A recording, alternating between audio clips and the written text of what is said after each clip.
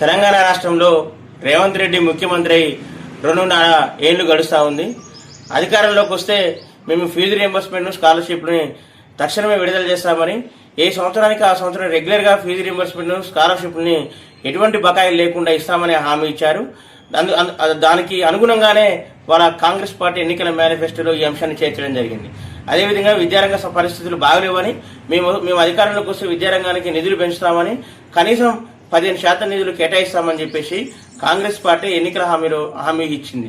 కానీ అధికారంలోకి వచ్చి 2.5 ఏళ్లు గడుస్తూ ఉన్నా కూడా ఇప్పటి వరకు కూడా ఫీజు రియంబర్స్మెంట్ విడుదల చేయడంలో, విద్యారంగానికి అధిక నిధులు కేటాయించడంలో రేవంత్ రెడ్డి సర్కార్ ఘోరంగా విఫలమైంది అని చెప్పేసి మేము భావిస్తూ ఉన్నాం.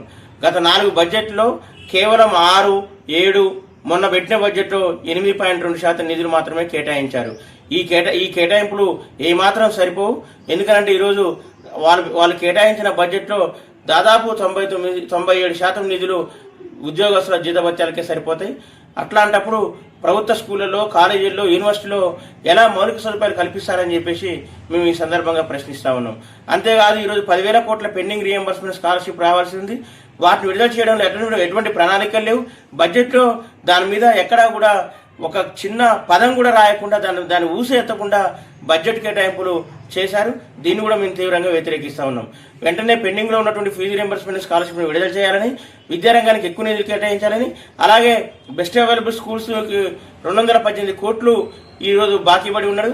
దాని విడుదల కోసం ఎంతో మంది పేద బడుగు బలైన వర్గాల SC, ST పిల్లలు ఎదురు చూస్తా ఉన్నారు.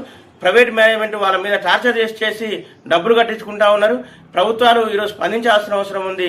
కాబట్టి రియంబర్స్మెంట్ స్కాలర్షిప్ విడుదల చేయాలని, విద్యారంగానికి ఎక్కువ నిధులు కేటాయించాలని, బెస్ట్ అవైలబుల్ స్కూల్స్ యొక్క నిధులు మొత్తం కూడా విడుదల చేయాలని రేపు PDS విద్యాసంఘం ఆధ్వర్యంలో రాష్ట్ర వ్యాప్తంగా కళాశాల బంద్కు పిలుపునిచ్చాం.